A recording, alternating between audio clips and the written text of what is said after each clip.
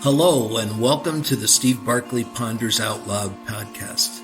Instructional coaches and leaders create the environment that supports teachers to continually imagine, grow, and achieve.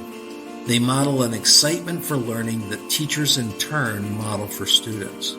This podcast is dedicated to promoting the important aspects of instructional leadership. Thanks for listening. I'm thrilled you're here.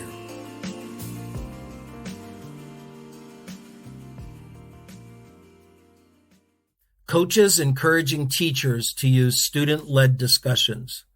Joining the podcast today are two experienced educators who recently published an article with ASCD titled 6 Strategies to Bolster Student-Led Discussions, Tracy Hill and Alexis Wiggins. When I contacted them about sharing their thoughts on the podcast, we discovered that they had been in an instructional coaches training that I did in the past. So they are experienced instructional coaches as well as teachers. And I'm looking forward to this opportunity to learn from their experiences.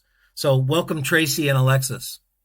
Hi, Steve. Thank you for having us. Hi, Steve. Great to be here.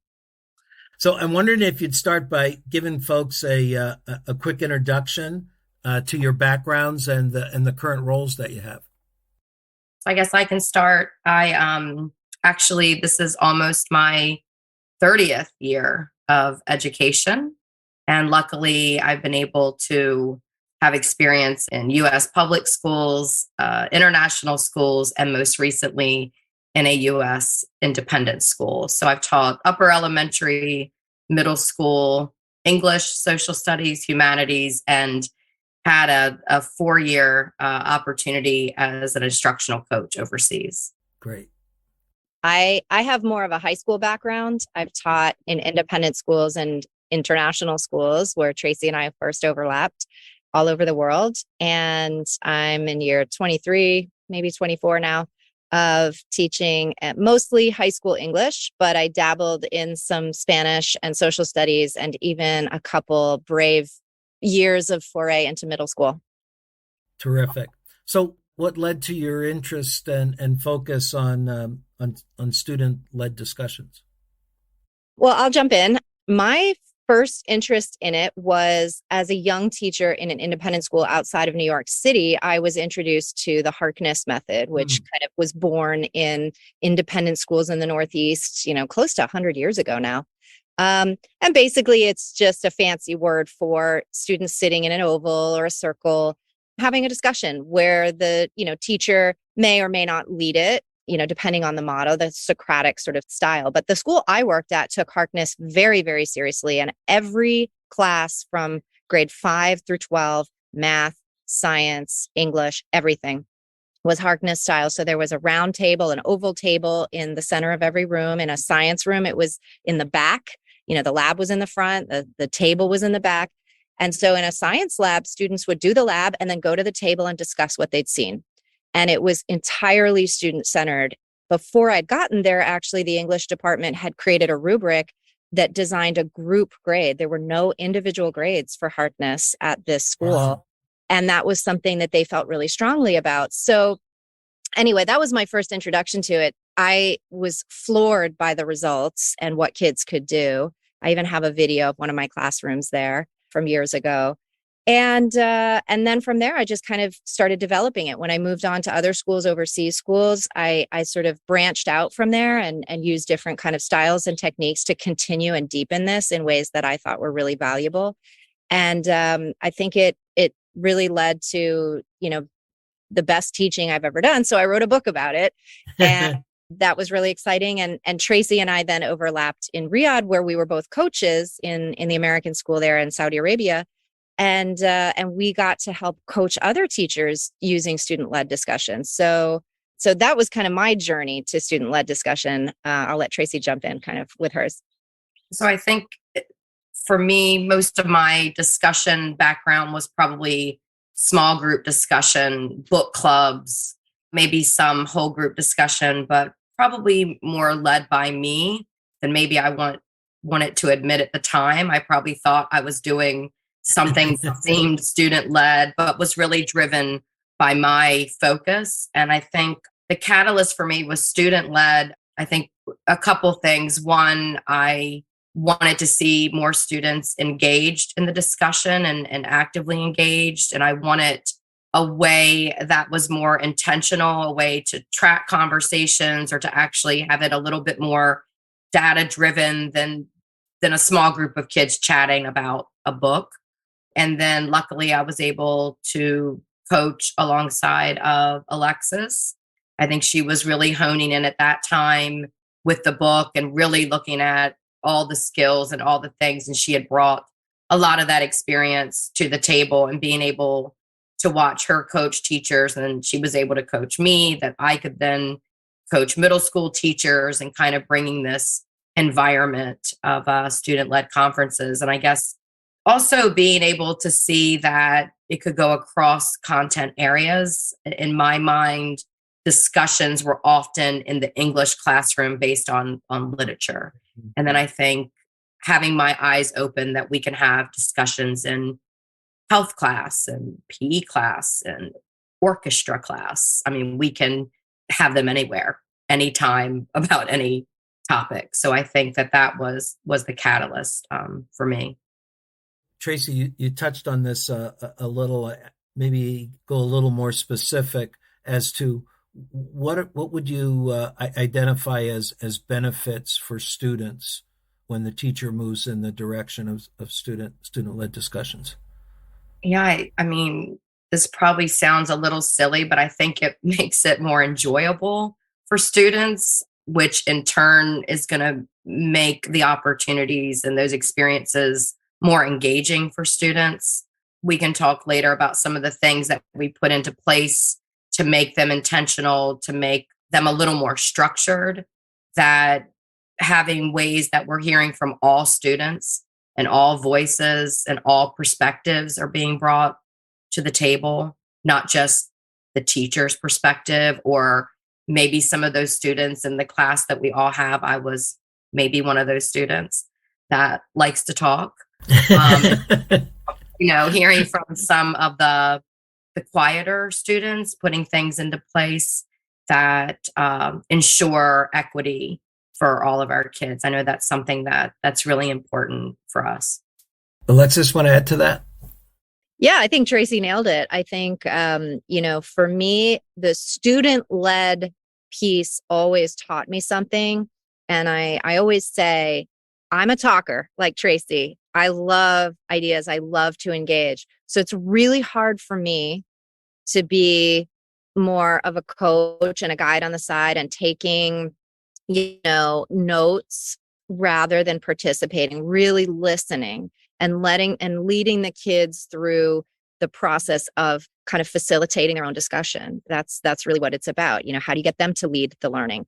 So I think, it leads to leadership skills. I wasn't necessarily intending that when I really began it, but I think it leads to greater empathy. You have to kind of empathize with your peer, and when you don't, and when you're interrupting and there's sort of a chaotic environment, when we unpack it, it's like, what happened? And it's like, well, this person talked too much and I couldn't get a word in edgewise. And it's like, all right, well, how do we fix that next time? So I think that kind of collaborative approach to problem solving, rather than an individually kind of competitive environment based on volume, how many times did you speak, is not going to get you a better grade or a worse grade. It's about balance. It's about collaboration. It's about empathy. Like Tracy said, it's equity. Like maybe for one person to speak once, that's a big deal. And for another person to speak 10 times and not 20, that's a big deal. So it's not going to look equal per kid, but together, I always, I call it spiderweb discussion. That's the name of the method that I use. And what I always say is, to the kids, have you ever seen a real spider web in nature? And they always say yes. And I say, okay, what happens if you pull one or two strands off, a few strands? And they say, oh, it all falls apart. And I said, exactly. I said, each of you is pulling your own strand. Your strand, as Tracy kind of mentioned, might be supporting someone's ideas with text or with an example or with evidence. Your strand might be asking great questions. Your strand might be listening more, and your strand might be speaking up once. And so you each sort of learn to pull your own strand. So I think it leads, to some intended benefits. Sure, it's great discussion. It deepens critical thinking, question asking. But I think there are some hidden benefits, like we've already talked about: empathy, leadership. I'm almost hearing a workplace set of skills that you'd want graduates to take out into the community. Absolutely. A couple times I've given workshops to faculty like all over the world in spiderweb discussion. And every once in a while, someone will say, do you teach the faculty to use this? Everybody always chuckles because they know that they're probably the worst. Yeah, sure. We don't use some of these skills. For sure. So what thoughts do you have for instructional coaches and school administrators as to what they can do to support and encourage teachers to move in this direction?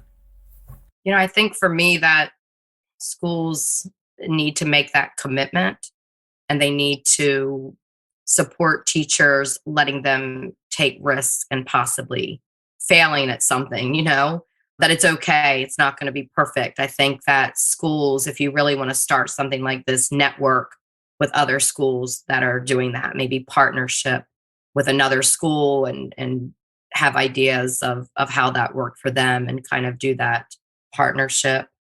I know in the past we did instructional rounds and learning rounds in schools. So students and teachers that are doing a really good job at strategies like this, having colleagues coming in and doing work studies on that, or PLCs, read Alexis's book, maybe on the best class you never taught.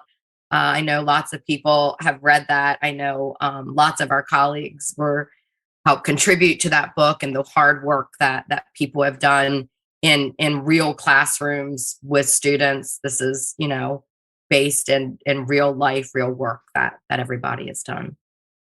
Alexis, what are the concerns or resistances that come up for teachers if leadership and instructional coaches suggest student-led discussions? Yeah, I think the common ones that I hear initially are, and it's normal, letting go of control, turning over the classroom to students feels like, panic will ensue. And so I think that's the big one. I think sometimes teachers will say, yeah, I'm totally open to trying this, or I tried it and the students didn't talk. They didn't know what to do without me leading it. And so I have a resource doc, which we can make available through this podcast, if that's possible, with all sorts of resources. And one of them is, frequently asked questions, including this one. Another is how to start and continue for a year. So what do you do on day one? And then how do you keep it going? But the hesitancies that I just shared, I think are best countered by trying it. You don't know what it's going to be like until you try it. And almost 100% of the time, I can't tell you, every single hesitant teacher I've ever spoken with who's followed up with me has said, oh my gosh, I had no idea the kids could do that. I just didn't understand how excited they would be, how this kid who hasn't spoken all year was suddenly on fire. It shifts and changes the dynamic. So I'm talking scores of teachers over the years who were hesitant to try it and then wrote me later and said how wonderful it was. Great. So I'm wondering if you had a chance talking to a administrator or an instructional coach who's in a school where they don't really have a member on staff that they can point to as a model for student-led discussions, what might be a step that they could use to start an introduction? Well, I was immediately thinking they can contact one of us. Great. We know lots of people within the U.S. and overseas that are doing lots of really great work with student-led discussions that we would be more than happy to put someone in touch with those people. I don't know if Alexis has other ideas. Yeah, I have some videos of different classrooms, and that's on the resource doc that I'm sharing with you. So, there's a video of students doing this in New York and what that looks like. And there's a video of one of the classrooms where Tracy and I worked with a group of ninth grade history students. And so, just to be able to see a model, I think maybe gives people a little bit of encouragement. Back to your question about hesitancies and concerns, sometimes people see those videos and say, oh, my kids could never do that. Yeah. But I always say, well, that's April. That's not the first time. And your kids can do that. You need to sort of help provide the structure. And I think the key really is not making teachers feel like it's sort of 100 or 0, it's black or white. You're still in control. You're a coach of a team rather than the judge or the star player. And I think that is the key. You still are able to sort of manage as a professional when things are going a little bit off the rails, or when kids didn't get deep enough at the end of that discussion in the feedback session, you throw it back to them. It didn't seem like we got very deep today in our discussion. We sort of stayed on the surface. What do you think happened there? And so it's just this continuous kind of process of let's try it and feedback against criteria with a clear rubric.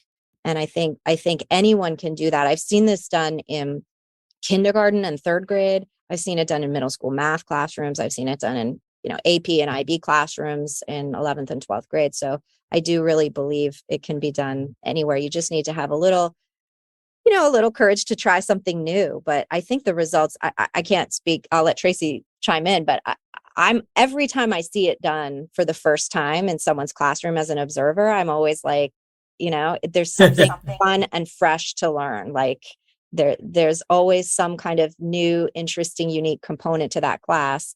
And one math teacher where we worked in Riyadh was stunned when she brought her math students into our lab to try this for the first time. And she said, I had no idea there was a group of math students who really weren't very technically strong, but they were so strong conceptually in that discussion about math. And it brought them in a new light to her eyes. And I think that's one of the powerful features of it. Like Tracy was saying before, you get to see a different side of students that maybe you didn't see in other skills or content ways. I was going to add on to what Alexis said about the control. I think that once teachers give up that control, I really think that every teacher that I've worked with on a team has come back in a positive way about student-led discussions. Maybe something didn't work perfectly or there's some kinks to iron out, but like every single person comes back and normally they are saying things like, I had no idea my students thought like that, or that one student that hadn't really expressed, their thoughts before, or like Alexis is saying, a student that maybe isn't great with, math skills that are needed to pass that test, but maybe have really deep thinking about the way that they problem solve, that you may have never known about that. And I think also something is that I think students start to see in each other these qualities that they didn't know about.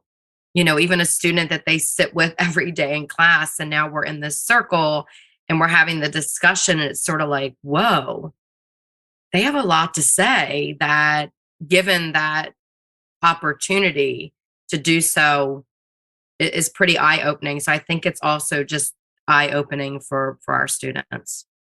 And I'll just chime in with one other thing as I'm thinking it through as you're speaking. One of the paradoxes of it is you give up time. So you need to make time for what, my dad, Grant Wiggins, would say is making meaning. If you don't give time for students to make meaning of the content and the skills, then they can't really process it. They can't really learn. So you are giving up time. You're not lecturing in front of the class or having them read something. You're allowing them to make meaning with the content of your course. But, the powerful, I think, side of that is unexpected is you actually get more data, not less, by allowing that process to play out. You get to see I often use a series of codes. Not everybody likes this, but I like to code as students are talking. So every reference to the text, I put a little T next to their name. Every interruption, I put a little I. They're just feedback points. But, over the years, I would start making codes for things I saw. I saw years ago, I saw a student just making these really illogical conclusions. And she would sort of ask these illogical questions that would confuse her classmates. The classmates were very kind about it and sort of redirecting somewhere else. But it allowed me to see well before a summative test that she had some processing challenges. And so we were able to kind of find one-on-one time so I could guide her through some of that. That's just one example, but I think it actually allows you before a high stakes summative assessment to see students' understanding play out and give you more data, actually. You know more about the kids. Yeah. I have to tell you, as I listen to both of you, there's a line that I've used for a lot of years that kept coming back to my mind, and that is, there's a part of what we do where we have to trust the brains of kids. Yes. Kids can learn things that we didn't teach. And for me, that's the switch of that time. Yeah. I did this activity instead of my lecture, and I can trust that the kids learn from the activity, even though I didn't formally teach it. Yeah. And the truth is, you think about anyone's own work. I mean, what are the skills that you need? Collaboration, listening, speaking, question asking, problem solving, empathy. I mean, these are real life skills. And if we don't ask students to practice them and assess how well they're doing that and give them feedback on that, there's really not a chance to grow and learn from it until you're an adult, which makes for, I think, a more challenging experience. Well, Alexis, I love the title of your book, the best class I never taught. You want to fill folks in on a little bit of what they can find there? Sure. Yeah. If you're interested in student-led discussion, it just really drills down a little bit into the research of why this is actually one of the best ways to learn and all the benefits of this, including in the real world. Places like Google have run fascinating studies that support how discussion leads to better outcomes in the business world, strong discussion and voices at the table. But then from there really just goes into the practical, how to set this up and how it works, and ways that other teachers have adapted it over the years for their age group, their subject area, their particular school environment, their assessment structure. So pretty much anyone who wants to engage in student-led discussion at any age would find something there. And the title is a nod to that first school that I worked at, that was the Harkness School. One day we didn't have a subsystem. If you were absent, you just canceled class or I don't know. And so this, we had a pretty trustworthy kids. And so this teacher set up a video camera the day that he couldn't be there and just filmed the discussion. And then when he came back, he watched it and someone else asked him, how was the class? And he said, it was the best class I ever taught. And so I thought that was very interesting. And so I played on that with the title, the best class you never taught, because really you're teaching the kids how to lead their own discussions and breakdown of it. I build a lot of my coaching around being able to make that switch from being focused on teaching to being focused on learning. And that's what I really hear in that description. Well, I really appreciate the time and the thinking that you've shared here with us. What's the best way that listeners might be able to connect with you, follow up with questions that they have? I think for me, I am Tracy Riyadh, as in the city in Saudi, at Gmail. And my Twitter is Tracy Hill Riyadh. Yeah. And people can sign up for my newsletter or contact me at my website, which is ceelcenter.org. That's CEEL Center, CENTER.org. And find me on Twitter at the handle at Alexis Wiggins, AlexisWiggins. And the resource that you had talked about that had the videos in, will they find that on that site? Or yes, there is a spiderweb discussion link on my website for one of my workshops, and all those resources are there. But if you have a way to share it when you post the podcast anywhere, I'll put the link in the lead into the podcast. Well, thanks so much. Greatly appreciate it. Yeah, thank you. Pleasure's ours. Thank you for listening. You can subscribe to Steve Barkley Ponders Out Loud on iTunes and Podbean. And please remember to rate and review us on iTunes. I also want to hear what you're pondering. You can find me on Twitter at Steve Barkley, or send me your questions and find my videos and blogs at barkleypd.com.